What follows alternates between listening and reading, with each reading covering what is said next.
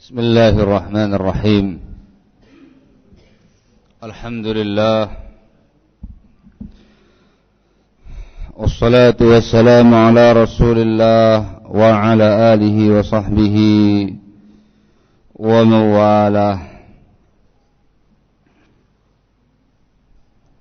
Amma ba'd. Ikhwan fillah azakumullah. Terakhir yang kita bahas adalah ideologi komunis yang menyatakan al-hayatu madah. Kehidupan itu hanyalah materi duniawi.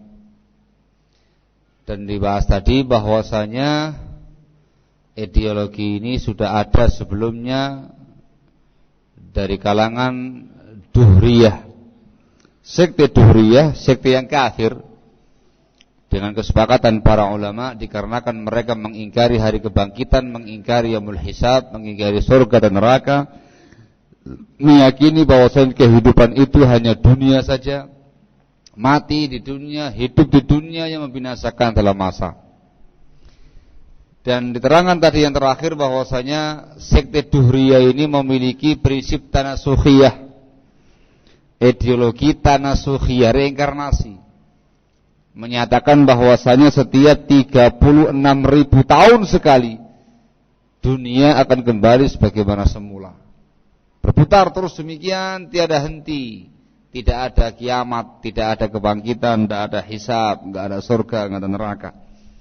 Sehingga dikafirkan dengan nas tadi, wa qalu ma hiya illa hayatuna dunya namutu wa nahya wa ma yuhlikuna illa ad-dahr. Barakallahu fikum. Sehingga ideologi komunis, ideologi yang dikatakan kafir dengan kesepakatan semua ulama, ateis, anti agama, dan menyatakan bahwasanya kehidupan itu semata-mata adalah madah. Barakallahu fikum. Ada apa dengan komunisme? Komunisme, barakallahu fikum, adalah sebuah pemahaman, sebuah ideologi yang menentang kepemilikan pribadi dalam urusan keduniaan, dalam urusan ekonomi. Mereka menentang adanya kepemilikan pribadi individu-individu untuk hartanya masing-masing. Mereka mengatakan yang namanya al-mal lidaulah, yang namanya harta milik daulah, milik negara. Sehingga mereka punya ideologi muharabatu al-milkiyatil fardiyah. Mereka punya ideologi memerangi kepemilikan pribadi, harta benda masing-masing insan. Barakallahu fikum. Mereka menyatakan yang namanya semua harta itu milik daulah. Seorang insan tidak boleh memiliki hartanya sendiri, walaupun dari jerih payahnya dia sendiri. Semuanya harus diserahkan kepada daulah, kepada negara, kata mereka. Dikatakan asyuyu'iyah ta'uddu daulata hiyal malikul haqiqiyyu lil mal wa likulli muqaddiratil hayah wa laysa lil insani ayyamtalika fiha illa ma yaqumu bihayatihi daruriyah. Yang namanya komunisme menganggap negara sebagai pemilik hakiki semua harta benda dan semua kemampuan-kemampuan kehidupan, semua perkara-perkara yang terkait dengan kehidupan. Seorang insan yang punya pemahaman komunis tidak boleh memiliki hartanya kecuali yang cukup untuk kebutuhan primer saja. Selebihnya milik daulah. Selebihnya milik daulah. Ini barakallahu fikum, penyebabnya adalah dikarenakan mereka ini khanamtina azakumullah, ya tentu menyimpang dari pemahaman Islam yang benar. Menyimpang dari pemahaman Islam yang benar, dan mereka sesungguhnya memunculkan pemahaman komunisme dalam rangka untuk memerangi imperialisme yang berupaya untuk menumpuk harta benda sebanyak-banyaknya. Mereka slogannya adalah berupaya untuk mensejahterakan kaum bawah proletar, entah itu dari kalangan buruh, kalangan tani, kalangan orang-orang bawah, rakyat bawah, membela mereka, mengusung mereka, mensejahterakan mereka, mengopini mereka dalam rangka untuk memerangi kaum borjuis. Barakallahu fikum. Ini mereka. Pada kenyataannya khonaftina azzakumullah, kondisi mereka pada masa lalu, pada masa-masa era komunisme jaya di negaranya masing-masing, justru yang namanya rakyat jelata menderita. Sangat-sangat menderita. Dikarenakan semua harta benda dipegang oleh siapa? Oleh penguasanya. Dalam keadaan slogannya mensejahterakan rakyat. Yang kaya raya, yang semakin borjuis adalah presidennya, petinggi-petinggi negaranya dan segala macamnya. Sementara rakyat menderita. Mereka tinggal di kem-kem, mereka tinggal di rumah berdesakan, mereka al-muhim, tidak bisa menikmati dunia sama sekali. Barakallahu fikum. Ini bertentangan dengan prinsip ekonomi Islam. Dalam Islam, barakallahu fikum, yang namanya masing-masing insan, masing-masing muslim yamliku malah, memiliki hartanya sendiri yang dia dapatkan dari usaha atau dari pemberian orang lain atau warisan dari orang tua atau famili-familinya, miliknya dia pribadi. Islam memperhatikan kaum fuqara wal masakin dengan infak, dengan sedekah, dengan zakat-zakat, dengan wakaf-wakaf, dengan membantu fakir miskin, membantu yang lemah-lemah. Barakallahu fikum. Membantu yang sakit. Perhatian dengan yang namanya kaum miskin. Di saat yang sama menganjurkan yang kaya raya untuk mengeluarkan zakat malnya, mengeluarkan sedekah infaknya, dan masing-masing memiliki hartanya sendiri-sendiri. Barakallahu fikum. Sehingga secara ekonomi, ekonomi komunis ini ekonomi yang betul-betul menyengsarakan rakyat, menggembirakan, membahagiakan para tokoh-tokoh elitnya saja. Sehingga yang betul mereka ingin jadi kaum borjuis dengan slogan anti borjuis. Mereka ingin mensejahterakan rakyat, slogan-slogannya pro rakyat, tapi kenyataannya menderitakan yang namanya rakyat. Mereka menunggangi rakyat, mereka menggunakan tenaga rakyat untuk kepentingan tokoh-tokoh mereka pribadi dan kepentingan pergerakan-pergerakan mereka dalam semua lini. Barakallahu fikum. Semuanya menggunakan bahasa rakyat yang menjadi sasaran kelompok buruh, kelompok tani dan segala macamnya yang dikatakan cukup mayoritas dalam banyak negara. Barakallahu fikum. Sehingga ekonominya rusak. Kemudian setelah mereka merasakan bagaimana penderitaan memiliki prinsip ideologi ekonomi yang semacam ini, banyak negara yang dulu menganut paham komunisme mulai menghilangkan sedikit demi sedikit yang namanya ideologi ekonomi komunis yang menyengsarakan tadi. Namun tetap, barakallahu fikum, mereka merayu dan mendekati kaum proletar, kaum bawah, kaum miskin untuk mengusung misi-misi mereka. Ala kulli hal rusak dalam pembahasan ekonominya. Ada apa dengan komunisme? Komunisme, barakallahu fikum, rusak dalam bab akhlakiyah. Akhlaknya rusak, muamalahnya rusak, sistem ke rumah tangganya hancur. Kenapa demikian?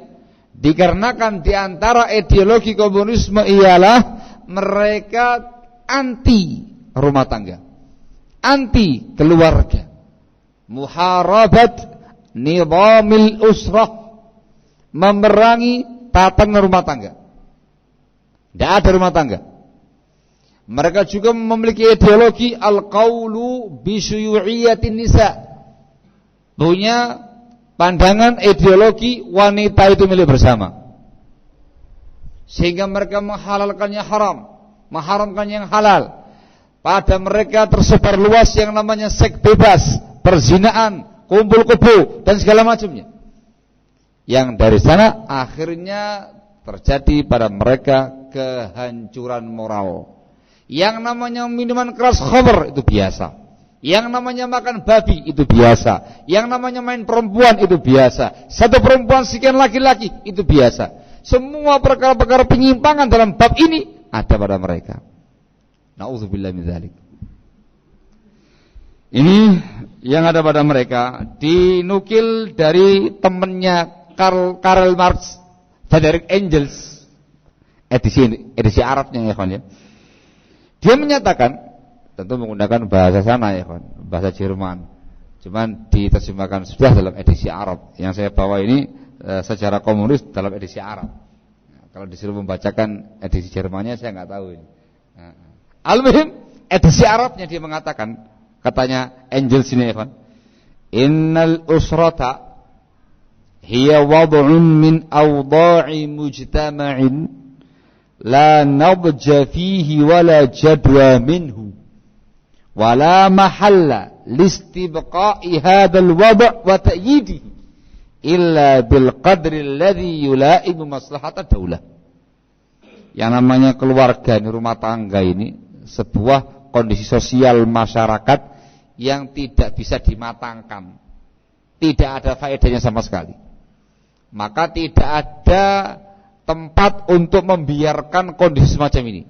Tidak ada ruang untuk membelanya, membiarkannya, kecuali sesuai dengan kemaslahatan daulah.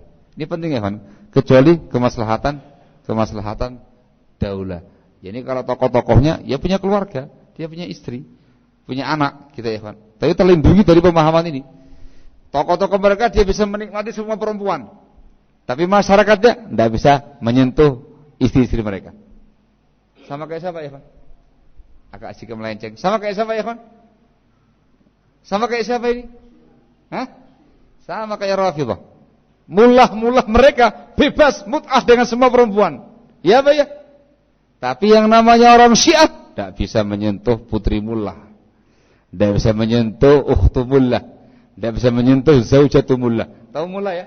Itu tokoh-tokoh Syiah namanya mullah-mullah gitu ya. Sama kayak dia. Wallahul musta'an. Hada huwa. Sehingga satu bayangkan sebuah masyarakat demikian keadaannya. Masyarakat anti Tuhan, masyarakat anti agama, yang dipikir hanya yang namanya materi, yang namanya dunia, mengejar dunia, khamrnya bebas, perempuan bebas, enggak ada keluarga, hancur berantakan ya ikhwan. Sehingga la din wala akhlak wala ayyi. Enggak ada agama, enggak ada akidah, enggak ada akhlak, enggak ada adab wala syai. Hayatuhum hayatun bahimiyah. Kehidupan mereka ala bumikum, kehidupan hewan. Barakallahu fikum. Dikarenakan ideologi yang semacam ini barakallahu fikum. Terus berlaku ini sampai sekarang ini. Sampai sekarang ini barakallahu fikum. Ini semua ikhwan beberapa ideologi kaum Syuyu'iyah, komunisme, Marxisme, Leninisme, Stalinisme. Barakallahu fikum. Ada apa dengan komunisme? Perlu dipahami ikhwan azakumullah. Katanya sebagian pihak jas merah. Jangan sekali-kali melupakan sejarah.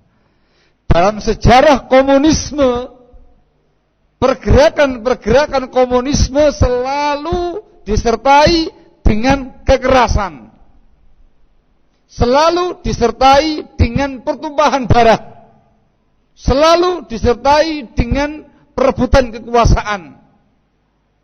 Jangan sampai lupa ya. Ini hal penting.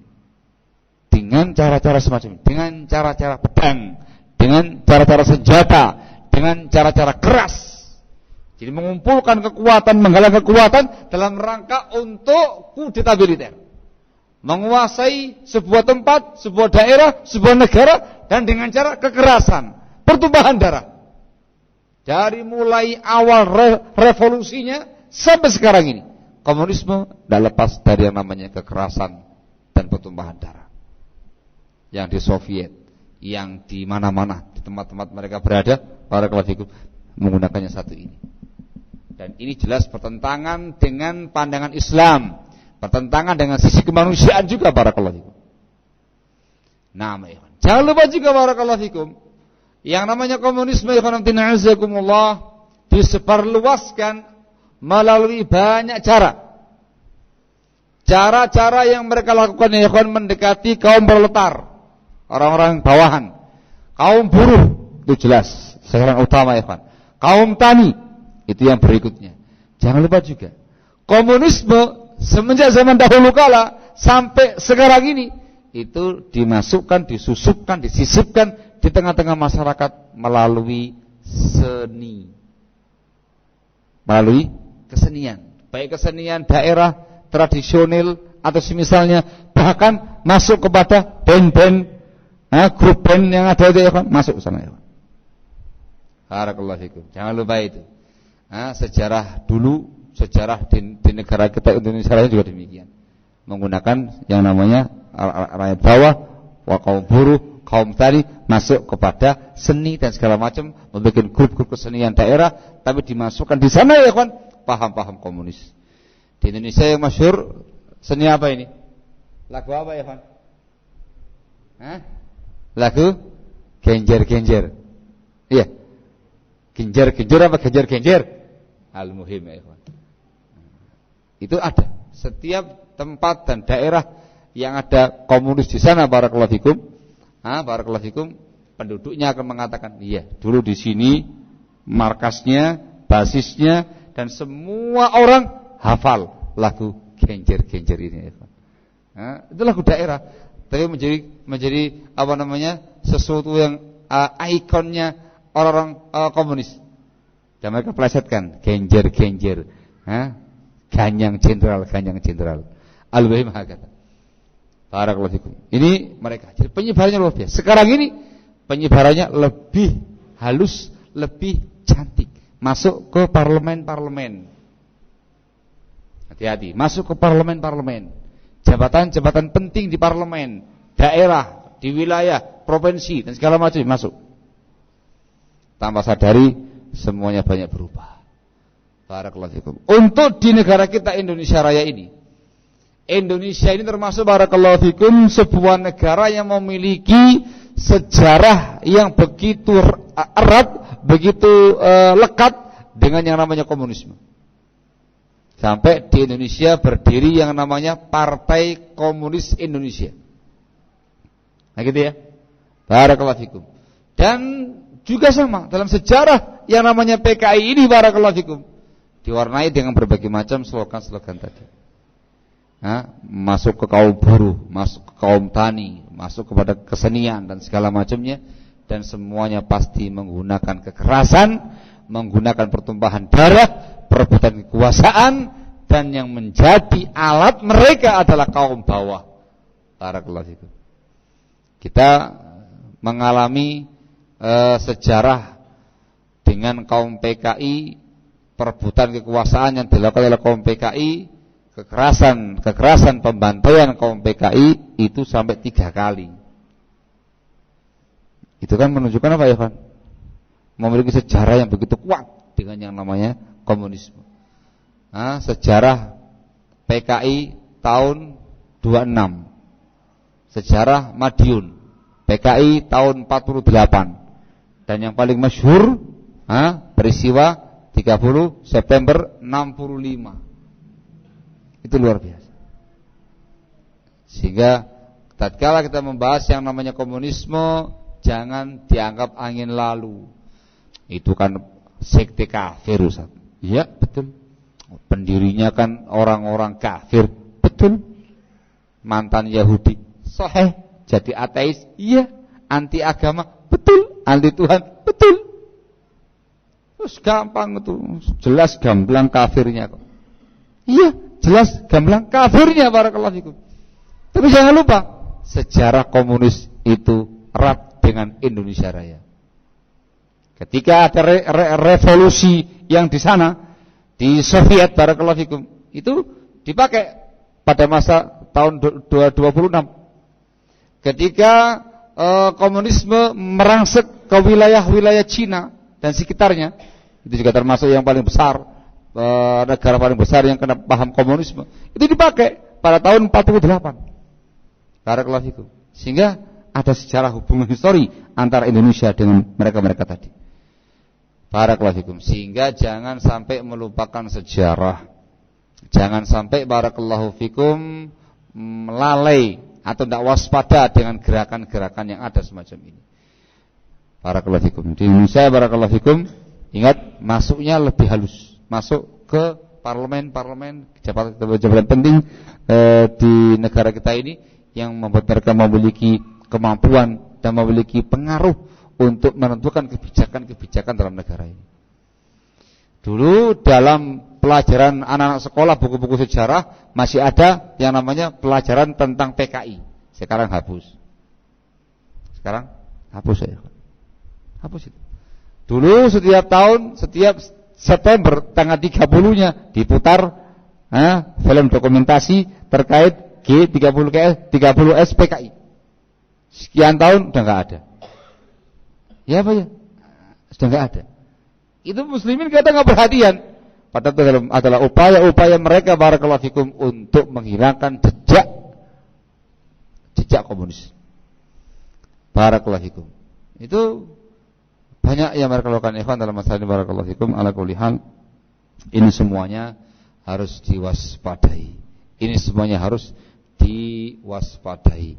Mereka menggunakan kekerasan, menggunakan kemampuan mereka untuk penggunungan kekuasaan, gerakan-gerakan reaksionernya mereka, kudetanya mereka, itu sudah sangat masyhur di negara kita ini barakallahu fikum, sehingga harus diwaspadai dengan sebaik-baiknya. Khanatina azzakumullah. Ini secara global terkait dengan masalah ada apa dengan komunisme. Semua rusak dari semua lini, dari semua sisi. Ketika komunisme itu berjaya, la qaddarahullah. Ketika komunisme itu berjaya, la qaddarahullah, maka yang muncul adalah kerusakan dalam semua sisi, dalam semua lini. Agama akan rusak dikarenakan mereka anti agama. Akidah akan rusak dikarenakan mereka anti Tuhan, mengingkari perkara-perkara akidah, perkara-perkara gaib. Barakallahu fikum. Akan hilang, akan pupus semua agama, akan diperangi sama mereka semua agama. Ketika muncul atau berjaya yang namanya komunisme, yang pertama kali akan menjadi korban adalah Islam. Yang menjadi korban adalah kaum muslimin. Itu kejadian ya Pak. Sampai dibikin sensus oleh para ulama kita barakallahu fikum, tindakan kekejaman komunis terhadap kaum muslimin. Itu dibawakan sejarahnya. Tahun sekian, pembantaian sekian. Semuanya kaum muslimin. Mereka anti agama, tapi nyatanya yang mereka anti adalah kaum muslimin. Ketika muncul komunisme, maka yang pertama kali bakal dibantai adalah kaum muslimin. Jas merah, jangan sekali-kali merupakan sejarah. Ketika ada PKI juga demikian, yang dihantam kaum muslimin. Ya Pak ya, yang namanya guru ngaji, yang namanya para kiai, yang namanya tokoh-tokoh agama disikat sama mereka. Dan juga mereka menyikat akan membantai siapa saja yang tidak mau tunduk kepada mereka, dihantam sama mereka. Entah itu orang yang Nasrani ataupun yang lain. Yahudi tidak, dikarenakan ada hubungan historis dengan orang-orang Yahudi barakallahu fikum. Ketika yang namanya komunisme berkuasa barakallahu fikum, na'udzubillah min dzalik, akan terjadi yang namanya kehancuran dan kerusakan ekonomi. Akan muncul yang namanya hukum rimba. Yang kuat memangsa yang lemah semakin menderita, yang kaya semakin kaya. Allahul musta'an. Akan terjadi yang namanya kerusakan moral, kerusakan akhlak pada pemuda-pemudanya, pemudi-pemudinya atau masyarakat luasnya.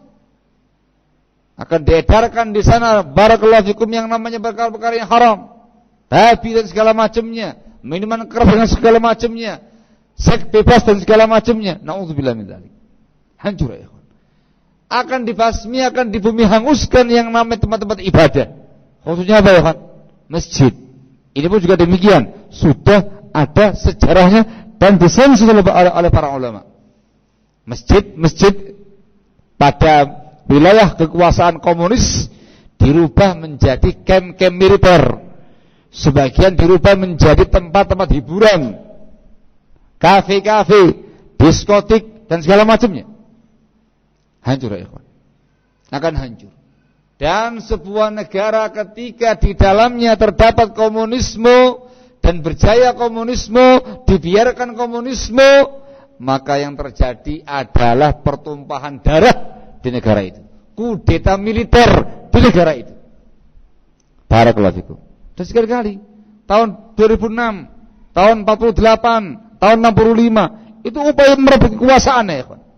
Ingin menjadikan Indonesia sebagai negara komunis yang kesekian kalinya. Na'udzubillah min dzalik.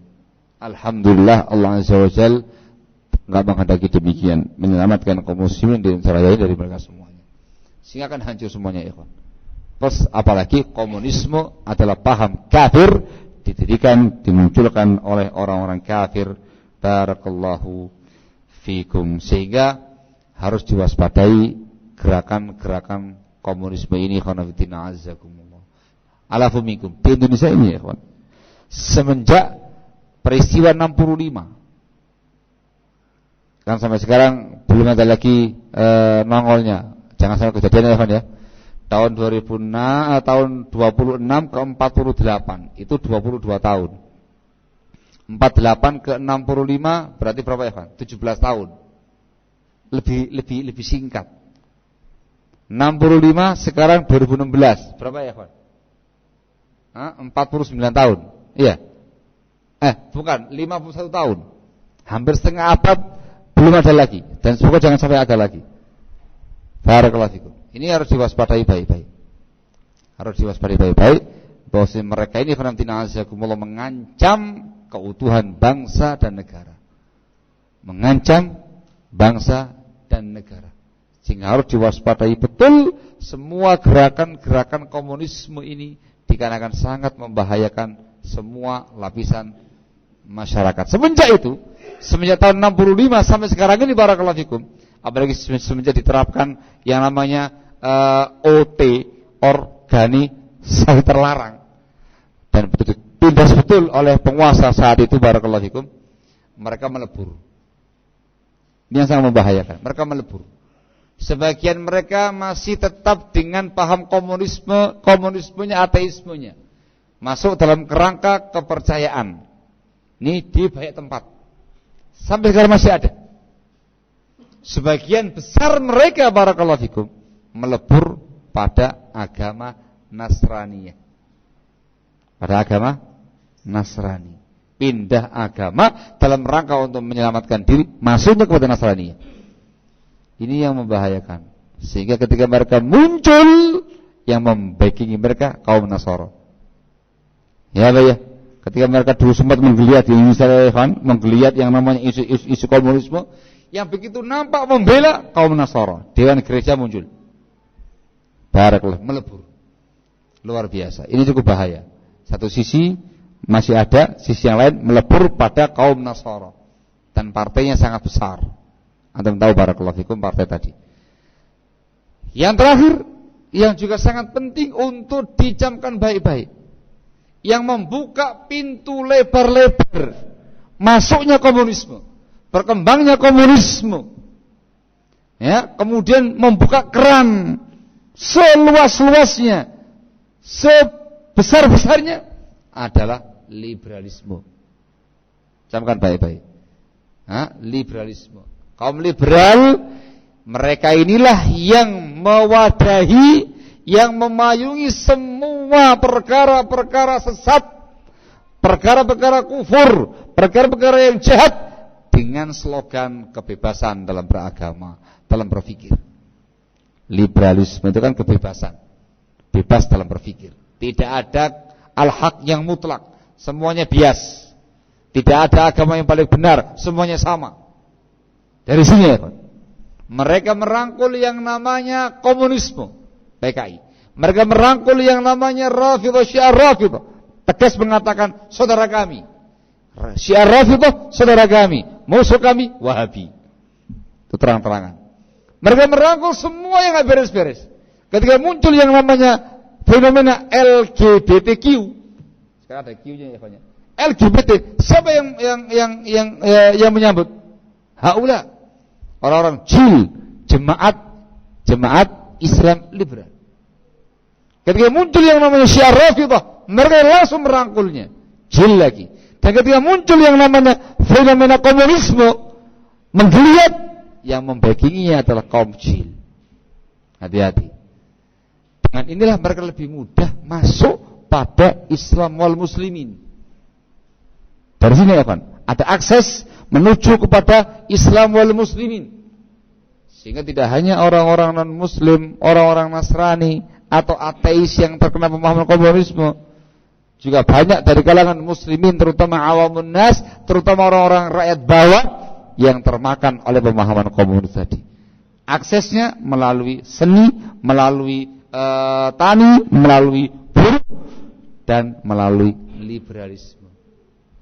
Barakallahu fikum. Apalagi sekarang ini muncul fenomena jin tambah dadi ya. Hah? Banyak jin-jin gentayangan. Tahu jin enggak? Hah? Ayo, alhamdulillah. Jemaat ya, ikhwan. Islam Nusantara. Ini lebih parah lagi. Sehingga mereka saling bahu-membahu untuk membackup ini semuanya. Ini yang membuat sangat berbahaya. Jangan heran kalau kemudian sebagian mereka dengan resmi, statement resmi mengatakan kami semenjak dahulu sudah rekonsiliasi dengan kaum PKI. Bayangkan, sudah biasa sama kami segala macam biasa. Nauzubillah min dzalik.